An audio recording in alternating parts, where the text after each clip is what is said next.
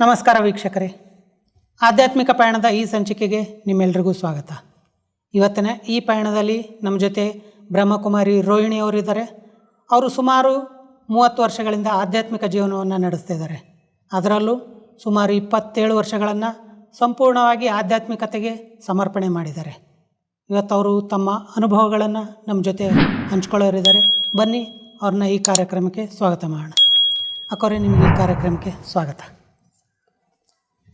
ಅಕ್ಕವ್ರೆ, ನೀವು ಸುಮಾರು 30 ವರ್ಷಗಳಿಂದ ಆಧ್ಯಾತ್ಮಿಕ ಜ್ಞಾನದಲ್ಲಿ ನಡೀತಾ ಇದ್ದೀರಿ, ಆಧ್ಯಾತ್ಮಿಕ ಜೀವನವನ್ನು ನಡೆಸ್ತಾ ಇದ್ದೀರಿ.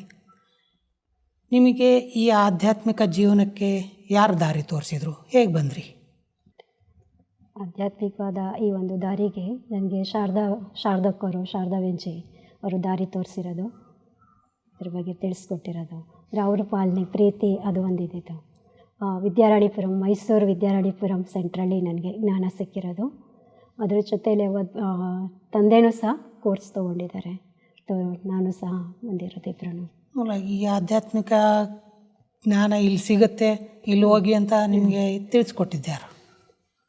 ಒಬ್ಬರು ಎದುರುಗಡೆ ಇದ್ದರು, ಒಬ್ಬರು ಮಾತೆ. ಅವರು ನಮ್ಮದು ಆಶ್ರಮಕ್ಕೆ ಹೋಗ್ತಾ ಇದ್ದಿದ್ದು. ನಿಮ್ಮನೆ ಎದುರುಗಡೆ? ಎದುರುಗಡೆ ಇದ್ರು. ಅವರು ಈ ಬ್ರಹ್ಮಕುಮಾರಿ ಆಶ್ರಮಕ್ಕೆ ಹೋಗ್ತಿದ್ರು. ಅವ್ರು ಹೇಳ್ತಿದ್ರು, ನೀವು ನನಗೆ ದೇವಸ್ಥಾನಕ್ಕೆ ಕರ್ಕೊಂಡು ಹೋಗ್ತೀನಿ ಅಂತ ಹೇಳ್ತಾಯಿದ್ರು.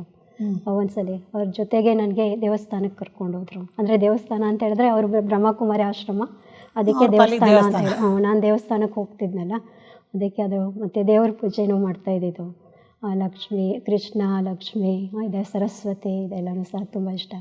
ಮತ್ತು ನಮ್ಮ ತಾಯಿನೂ ಸಹ ಶರೀರ ಬಿಟ್ಟು, ಅದು ನನಗೆ 16 ವರ್ಷ ಆಯ್ತಲ್ಲ, ಆವಾಗಲೇ ಚಿಕ್ಕ ವಯಸ್ಸಲ್ಲೇ ಹೊಟ್ಟೋದ್ರು. ಅವಾಗ ನಾನು ಅಳ್ತಾ ಇದ್ದಿದ್ದು, ಅಮ್ಮ ಇಲ್ಲ ಅಂತ ಹೇಳಿ. ಅದು ನಾವು 3 ಜನ ಮಕ್ಕಳಿದ್ವಿ, ಮತ್ತು ಒಬ್ಬರು ಅಣ್ಣನೂ ಸಹ ಇದ್ದಿದ್ದು. ಅದರಲ್ಲಿ ನಾನೇ ದೊಡ್ಡ ಮಗಳು ಅಂತ ಹೇಳಿ. ಅದರಲ್ಲೂ ಸಹ ನನಗೆ ತುಂಬ ಬೇಜಾರಾಗ್ತಿತ್ತು, ಅಮ್ಮ ಇಲ್ಲ ಅಂತ ಹೇಳಿ. ನಾನು ತುಂಬ ಅಳ್ತಾ ಇದ್ದೆ. ಅಮ್ಮ ಹೇಗಾದರೂ ಮಾಡಿ ನಮ್ಮಮ್ಮ ಬರಬೇಕು ಅಂತ ಹೇಳ್ಕೊಂಡು ಹೇಳ್ತಾ ಇದ್ದೆ ನಾನು. ಅದು ಎಷ್ಟೋ ದೇವ್ರಿಗೆಲ್ಲ ಪೂಜೆ ಮಾಡ್ತಿದ್ದೆ, ವಾಪಸ್ ನಮ್ಮಮ್ಮ ಬರಬೇಕು ಅಂತ ಹೇಳ್ತಾ ಇದೆ.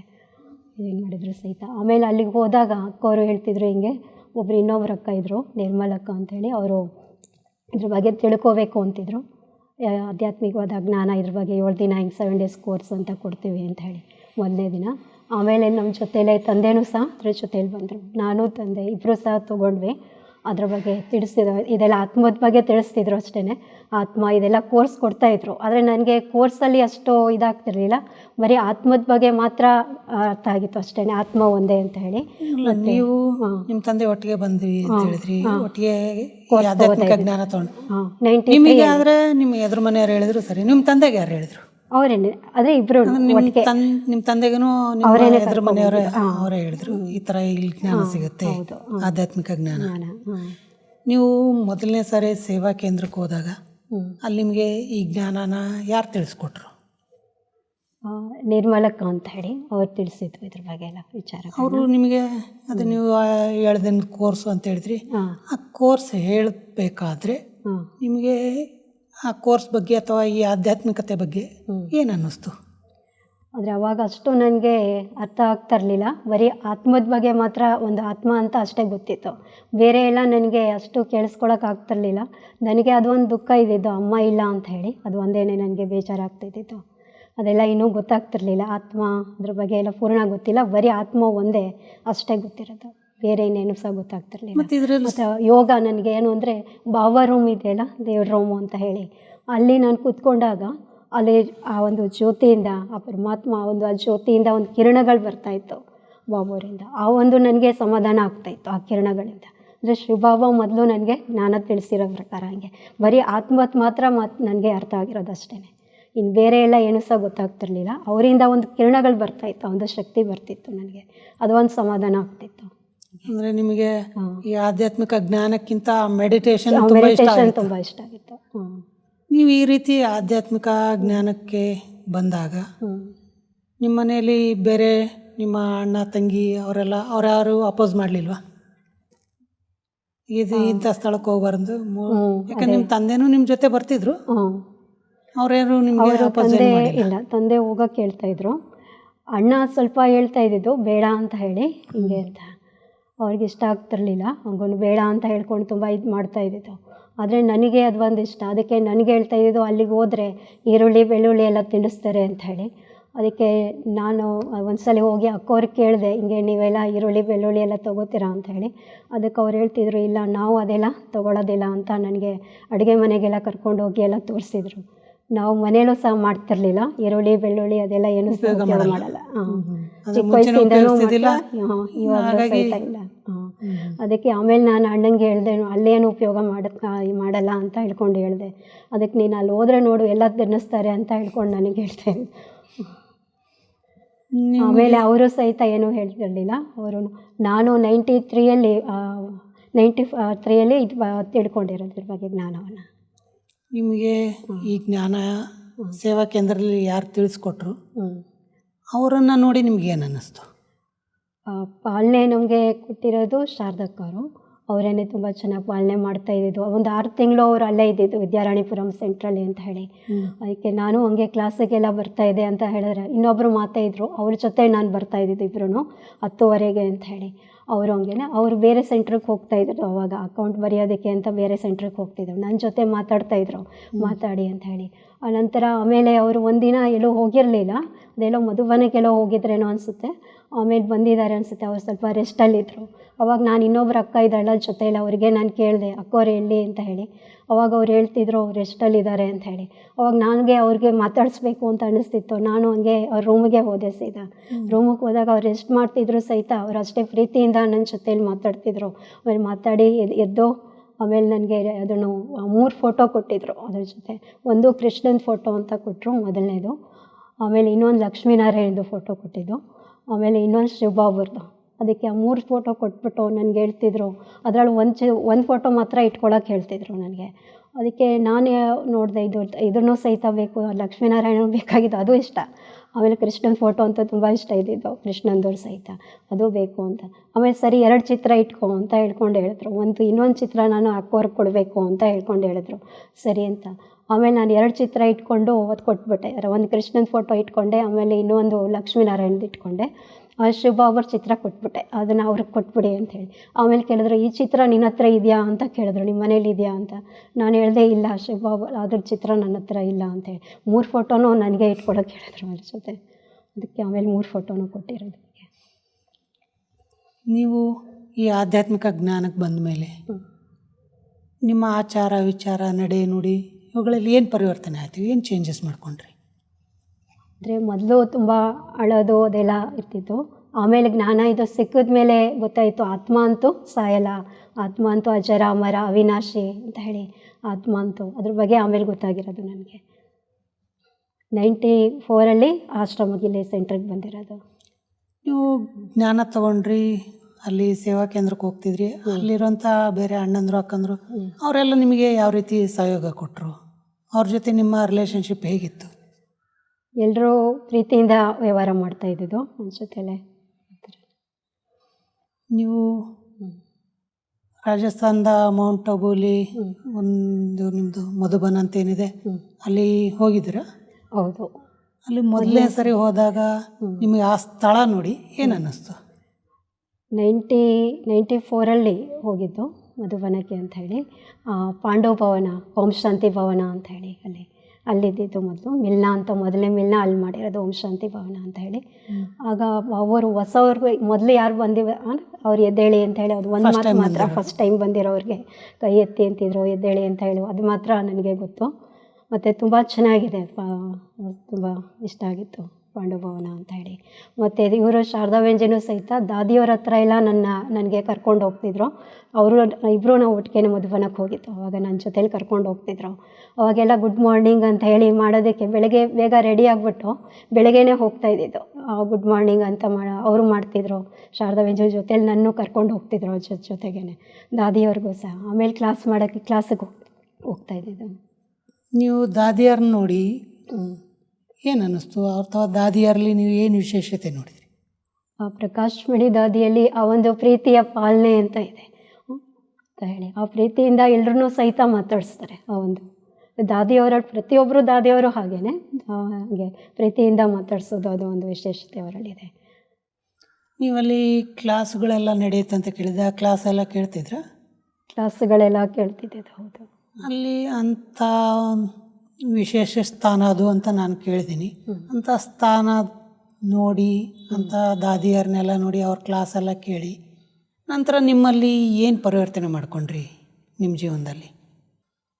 ಆ ಒಂದು ನಮ್ಮದಲ್ಲಿ ಆ ಒಂದು ಧೈರ್ಯ ಅಂತ ಹೇಳಿ ಬಂತು. ಮೊದಲು ಅಷ್ಟು ನನಗೆ ಧೈರ್ಯ ಅಂತ ಇರಲಿಲ್ಲ, ಅಷ್ಟು ಒಂದು ಧೈರ್ಯ ಅಂತ ಸಹ ಬಂತು.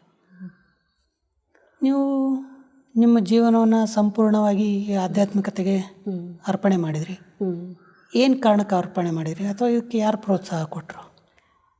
ಇದಕ್ಕೆ ಇವರು ಶಾರದಕ್ಕವರು ನನಗೆ ಇದ್ರ ಬಗ್ಗೆ ತಿಳಿಸಿರೋದು, ಸಮರ್ಪಣೆ ಆಗೋದಕ್ಕೆ ಅಂತ ಹೇಳಿ ಇದ್ರ ಬಗ್ಗೆ ತಿಳಿಸ್ಕೊಟ್ಟಿರೋದು.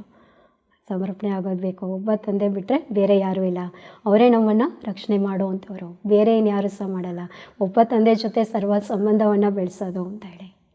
ನೀವು ವಿಜ್ಞಾನಕ್ಕೆ ಬಂದಾಗ ಯಾರು ಕೆಲಸ ಮಾಡ್ತಿದ್ರ ಅಥವಾ ಮನೇಲಿ ಇರ್ತಿದ್ರ, ಇಲ್ಲ ಓದ್ತಾ ಇದ್ರ? ಮನೇಲೇ ಇದ್ದಿದ್ದು. ಮನೇಲಿ ಇರ್ತಿದ್ರಿ. ಸೊ ಈ ರೀತಿ ಸಮರ್ಪಣೆ ಯಾಕಾಗಬೇಕಾಯಿತು? ಮನೇಲೇ ಇದ್ಕೊಂಡೆ ನೀವು ಹೆಂಗೂ ವಿಜ್ಞಾನದಲ್ಲಿ ನಡೀತಾ ಇದ್ರಿ, ಸಮರ್ಪಣೆ ಯಾಕಾಗಬೇಕಾಯಿತು?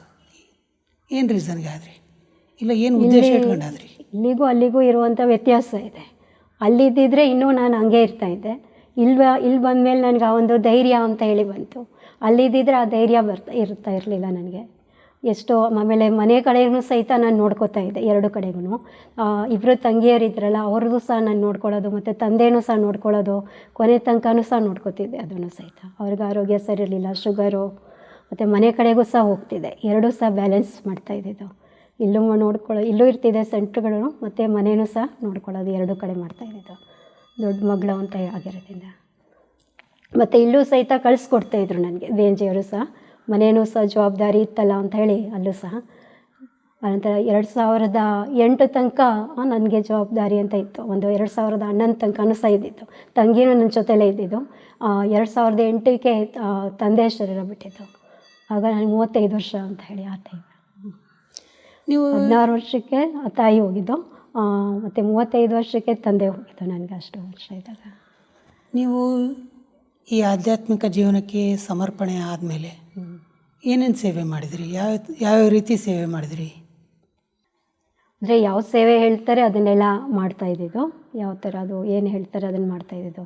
ಅಡುಗೆ ಮನೆಗೆ ಏನು ಕೇಳ್ತಾರೆ, ಮತ್ತು ಇನ್ನೇನು ಕ್ಲೀನಿಂಗ್ ಮಾಡ್ಕೊಳ್ಳೋದು, ಬಟ್ಟೆ ವಾಶ್ ಮಾಡ್ಕೊಳ್ಳೋದು, ಎಲ್ಲ ಪ್ರತಿಯೊಂದು ಯಾವ ಸೇವೆ ಹೇಳ್ತಾರೆ ಅದೆಲ್ಲ ಮಾಡ್ತಾಯಿದ್ದಿದ್ದು. ನೀವು ಈ ಸೇವಾ ಕೇಂದ್ರಗಳಲ್ಲಿ ಸೇವೆ ಮಾಡಿದ್ದೀರಾ? ಬ್ರಹ್ಮಕುಮಾರೀಸ್ ಸೇವಾ ಕೇಂದ್ರಗಳು ಎಲ್ಲ ಕಡೆ ಇದೆ ಅಂತ ಕೇಳಿದ್ರಿ, ಅಲ್ಲಿ ಸೇವೆ ಮಾಡಿದರೆ ಯಾವ್ದಾದ್ರು ಸೇವಾ ಕೇಂದ್ರಗಳಲ್ಲಿ? ಅಂದರೆ ಇಲ್ಲೇನೆ ನಮ್ಮದು ಯೋಗ ಭವನ ಅಂತ ಹೇಳಿ. ಅಂದರೆ ನೀವು ಬೇರೆ ಬೇರೆ ಸೆಂಟ್ರಲ್ಲೂ ಮೊದಲಿದ್ದಿದ್ದು, ಇವಾಗ ಅಂತ ಹೇಳಿ 11 ವರ್ಷದಿಂದ ಇಲ್ಲಿರೋದು ಯೋಗ ಭವನ ಅಂತ ಹೇಳಿ. ಈ ಯೋಗ ಭವನದಲ್ಲಿ ನೀವು ಏನು ಸೇವೆ ಮಾಡ್ತೀರಿ? ಇಲ್ಲಿ ಒಂದು ಏನು ಅಂತ ಹೇಳಿದ್ರೆ, ಎಲ್ರಿಗೂ ಸಹ ಯಜ್ಞದಲ್ಲಿ ಸೋಪನ್ನು ಕೊಡುವಂಥದ್ದು, ಎಲ್ಲರೂ ಸಹ ತೊಗೋತಾರೆ ಸೋಪ್ ಐಟಮು, ಅದನ್ನು ನೋಡ್ಕೊಳ್ಳುವಂಥ ಜವಾಬ್ದಾರಿ ಬಾಬಾ ಕೊಟ್ಟಿರೋದು, ಅದನ್ನು ನಿಭಾಯಿಸೋದು.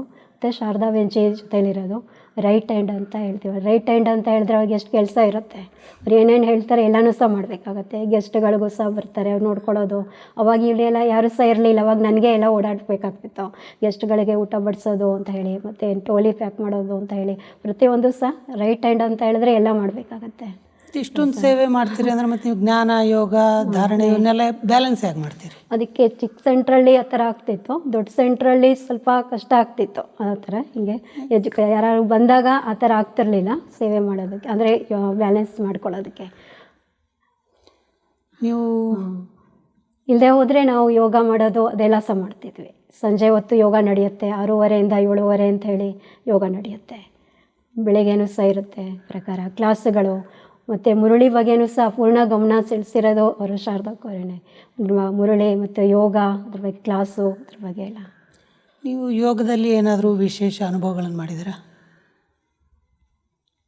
ಯೋಗದಲ್ಲಿ ಆ ಒಂದು ಜಾಸ್ತಿ ಅಂತ ಹೇಳಿದ್ರೆ ಆ ಶಾಂತಿಯ ಅನುಭವ ನನಗೆ ಜಾಸ್ತಿ ಆಗ್ತಿತ್ತು. ಆ ಒಂದು ಮತ್ತು ಒಂದು ಸಲ ಮಧುವನದಲ್ಲಿ ಆ ಒಂದು ಇದಕ್ಕೆ ಹೋಗಿದ್ದು, ನಮ್ಮದು ಬಟ್ಟಿ ಅಂತ ಇದ್ದಿದ್ದು. ಬಟ್ಟೀಲಿ ಆ ಮೋಹಿನಿ ಬೇನಿದ್ರಲ್ಲ, ಅವರು ಕಾಮೆಂಟ್ರಿ ಕೊಟ್ಟು ಪೂರ್ಣ ನಮ್ಮನ್ನು ಸೂಕ್ಷ್ಮ ತನಿಖೆ ಅಂತ ಹೇಳಿ ಕರ್ಕೊಂಡು ಹೋಗ್ಬಿಟ್ಟಿದ್ರು. ಅವಾಗ ಅದೇ ರೀತಿ ಅಲ್ಲಿಗೆ ಫುಲ್ ಹೋಗ್ಬಿಟ್ಟಿದ್ದೆ ನಾನು. ಪುನಃ ವಾಪಸ್ಸು ಬರಬೇಕು ಅಂತ ಹೇಳಿದ್ರೆ ವಾಪಸ್ ಬರೋಕ್ಕೆ ಆಗ್ತಾ ಇರಲಿಲ್ಲ. ಅವ್ರು ಕಾಮೆಂಟ್ರಿ ಹೆಂಗೆ ಕೊಟ್ಟಿದ್ದಾರೆ ಅಂತ ಹೇಳಿದ್ರೆ ಹಂಗೆ ಹೊಟ್ಟೋಗ್ಬಿಟ್ಟಿದೆ ಫುಲ್ಲು. ಆಮೇಲೆ ನೋಡಿದ್ರೆ ಹಿಂದ್ಗಡೆಯಿಂದ ಕೆಲವು ಕಿಚ್ಕೊಂಡು ಬರ್ತಾ ಇದ್ದಾರೆ. ಅಂದರೆ ನನಗೆ ಭಯ ಆಗ್ತಾಯಿದೆ, ವಾಪಸ್ ನಾನು ಕೆಳಗೆ ಹೊಟ್ಟೋಗ್ಬಿಡ್ಬೇಕು ಅಂತ ಹೇಳಿ. ಆದರೆ ಹೋಗೋಕ್ಕಾಗ್ತಾಯಿಲ್ಲ. ಆಮೇಲೆ ಬ್ರಹ್ಮಬಾಬುರ ಚಿತ್ರ ಮುಂದೆ ಬರ್ತಾಯಿದೆ, ತುಂಬ ಚೆನ್ನಾಗಿರೋ ಚಿತ್ರ. ಆಮೇಲೆ ಈ ಥರ ತೋರಿಸೋದು, ಆಮೇಲೆ ಅಲ್ಲಿ ಬಾಬುವರು ನನಗೆ ಎಲ್ಲ ಸಹ ತೋರಿಸ್ತಾ ಇರೋದು. ಆ ಒಂದು ಗದ್ದೆ ಕೆಳಗಡೆ ಒಂದು ಹಗ್ಗ ಅಂದರೆ ಇದು ಮಾಡಿಬಿಟ್ಟು ಪ್ರಕಾಶ್ ಮಣಿ ದಾದಿನೂ ಸಹ ಇದ್ದಾರೆ ಅಲ್ಲಿ, ಎಲ್ಲರೂ ಸಹ ಮುಂದೆ ಕೂತಿರೋರು. ಅಂದರೆ ಎಲ್ಲನೂ ಸಹಿತ ಹಿಂದೆ ಒಂದು ಹಗ್ಗ ಎಲ್ಲ ಬಿಸಾಕ್ತಿದ್ದಾರೆ. ಆಮೇಲೆ ಶಾಂತಾಮಣಿ ದಾದಿ ಅಂತ ಇದ್ದಾರಲ್ಲ, ಅವ್ರ ಹತ್ರ ನಾನು ಹೋಗಿ ನಾನು ತುಂಬ ಭಯಪಟ್ಬಿಟ್ಟಿದ್ದೆ. ಅವಾಗ ಹೇಳಿದೆ ಇದೆಲ್ಲ ಏನು ಅಂತ ಹೇಳಿ. ಅವಾಗ ಅವ್ರು ಹೇಳಿದ್ರು, ನೀವು ಧ್ಯಾನದಲ್ಲಿ ಹೋಗಿ ಈ ಒಂದು ಕರ್ಮ ಬಂಧನದ ಆ ಒಂದು ಹಗ್ಗ ಅಂತ ಹೇಳಿ ಅದನ್ನು ನೀವು ನೋಡಿರೋದು ಅಂತ ನನಗೆ ಹೇಳ್ತಿದ್ರು. ಅದು ಕರ್ಮ ಬಂಧನ ಅಂತ ಹೇಳ್ತಾಯಿದ್ರು. ಶಾಂತಮಣಿ ದಾದಿ ಹೆಸರು ಹೇಳಿದ್ರಿ. ಈ ಶಾಂತಮಣಿ ದಾದಿಯಲ್ಲಿ ಏನೇನು ವಿಶೇಷತೆಗಳನ್ನು ನೋಡಿದ್ರಿ? ಅವರಲ್ಲಿ ಆ ಒಂದು ಪ್ರೀತಿ ಅಂತ ಇದೆ, ಒಂದು ಪ್ರೀತಿ. ಮತ್ತು ನಾವು ಹೆಂಗೆ ಅಂತ ಹೇಳಿದ್ರೆ ಎಷ್ಟೊತ್ತು ತನಕ ಕೂತ್ಕೊಂಡಿದ್ರು ಪಾಪ ನಮಗೆ ಮಾತಾಡಿಸ್ತಾಯಿದ್ರು. ಅದನ್ನು ಅದು ಎಲ್ಲದಕ್ಕೂ ಸಹಿತ ಅವರು ಉತ್ತರ ಕೊಡ್ತಾಯಿದ್ರು, ಅದ್ರ ಬಗ್ಗೆ ಎಲ್ಲ ತಿಳಿಸ್ತಿದ್ರು, ನಾನು ಏನೇ ಕೇಳಿದ್ರು ಸಹಿತ. ನೀವು ಈ ಜ್ಞಾನಕ್ಕೆ ಬರೋಕ್ಕಿಂತ ಮುಂಚಿನ ನಿಮ್ಮ ಜೀವನಕ್ಕೂ ಮತ್ತು ಇವಾಗಿನ ನಿಮ್ಮ ಜೀವನಕ್ಕೂ ಏನೇನು ವ್ಯತ್ಯಾಸ ಅನಿಸುತ್ತೆ? ಏನು ಚೇಂಜಸ್ ಆಗಿದೆ ನಿಮ್ಮಲ್ಲಿ? ಮೊದಲು ಯಾವ ರೀತಿ ಅಂತ ಹೇಳಿದ್ರೆ ನನಗೆ ಆ ಒಂದು ಧೈರ್ಯ ಅಂತ ಇರಲಿಲ್ಲ. ಇಲ್ಲಿ ಬಂದಮೇಲೆ ಆ ಒಂದು ಧೈರ್ಯ ಅಂತ ಹೇಳಿ ಬಂದಿರೋದು. ಈ ಆಧ್ಯಾತ್ಮಿಕತೆ, ಸ್ಪಿರಿಚುಯಾಲಿಟಿ ಅನ್ನೋದು ಜೀವನಕ್ಕೆ ಎಷ್ಟು ಅವಶ್ಯಕತೆ ಇದೆ? ಅದರಿಂದ ಏನು ಲಾಭ ಇದೆ ನಿಮ್ಮ ಪ್ರಕಾರ? ಆಧ್ಯಾತ್ಮಿಕತೆ ಅಂತ ಹೇಳಿದರೆ ಇದು ಎಲ್ರಿಗೂ ಸಹ ಬೇಕಾಗಿದೆ. ಇದು ಇದ್ದಾಗಲೇ ನಮಗೆ ಹೇಗೆ ಅಂತ ಹೇಳಿದ್ರೆ ಆ ಒಂದು ಧೈರ್ಯ ಅಂತ ಹೇಳಿ ಸಿಕ್ಕುವಂಥದ್ದು. ಇಲ್ಲ ಹೋದರೆ ನಮಗೆ ಧೈರ್ಯನೂ ಸಹ ಇರೋದಿಲ್ಲ. ಅದರಿಂದ ಆ ಒಂದು ಬೆಳಕು ಅಂತ ಹೇಳ್ತೇವೆ, ಪ್ರಕಾಶ, ಬೆಳಕು ಅಂತ ಹೇಳಿ ಆಧ್ಯಾತ್ಮಿಕತೆ ಅಂತ ಹೇಳಿದ್ರೆ ಅದೊಂದು ಬೇಕಾಗಿದೆ ಪ್ರತಿಯೊಬ್ಬ ಜೀವನಿಗೂ ಸಹ. ನೀವು ಈ ಕಾರ್ಯಕ್ರಮನ ನೋಡ್ತಾ ಇರೋಂಥ ನಮ್ಮ ದರ್ಶಕರಿಗೆ ಏನು ಹೇಳೋದಕ್ಕೆ ಇಷ್ಟಪಡ್ತೀರಿ? ಈ ಒಂದು ಆಧ್ಯಾತ್ಮಿಕತೆ ಅಂತ ಹೇಳಿ ಎಲ್ರಿಗೂ ಸಹ ಬೇಕಾಗಿದೆ, ಅದನ್ನು ತಿಳ್ಕೊಳ್ಳಿ ಅಂತ ಹೇಳಿ ನಾನು ಬಯಸ್ತೀನಿ. ಅದರಿಂದ ಎಲ್ರಿಗೂ ಸಹ ಧೈರ್ಯ ಅಂತ ಹೇಳಿ ಬರುತ್ತೆ. ಯಾಕೋರೆ ಈ ಕಾರ್ಯಕ್ರಮಕ್ಕೆ ಬಂದು ನಿಮ್ಮ ಅನುಭವಗಳನ್ನು ನಮ್ಮ ದರ್ಶಕರ ಜೊತೆ ಹಂಚ್ಕೊಂಡ್ರಿ, ಅದಕ್ಕಾಗಿ ನಿಮಗೆ ಧನ್ಯವಾದಗಳು. ನೋಡಿದ್ರಲ್ಲ ವೀಕ್ಷಕರೇ, ಸ್ಪಿರಿಚುಯಾಲಿಟಿ, ಆಧ್ಯಾತ್ಮಿಕತೆ ಅನ್ನೋದು ಜೀವನಕ್ಕೆ ಒಂದು ಧೈರ್ಯವನ್ನು ತುಂಬುತ್ತೆ, ನಿಮ್ಮ ಮನೋಸ್ಥೈರ್ಯವನ್ನು ಹೆಚ್ಚಿಗೆ ಮಾಡುತ್ತೆ. ಹಾಗಾಗಿ ನಿಮ್ಮ ಜೀವನದಲ್ಲೂ ಸಹ ಆಧ್ಯಾತ್ಮಿಕತೆಯನ್ನು ಅಳವಡಿಸ್ಕೊಂಡು ನೀವು ಸಹ ನಿಮ್ಮ ಜೀವನವನ್ನು ಪರಿವರ್ತನೆ ಮಾಡಿಕೊಳ್ಳಿ ಅಂತ ಹೇಳ್ತಾ ಮತ್ತೆ ಮುಂದಿನ ಸಂಚಿಕೆಯಲ್ಲಿ ಮತ್ತೆ ಭೇಟಿಯಾಗೋಣ. ಅಲ್ಲಿವರೆಗೂ ನಮಸ್ಕಾರ.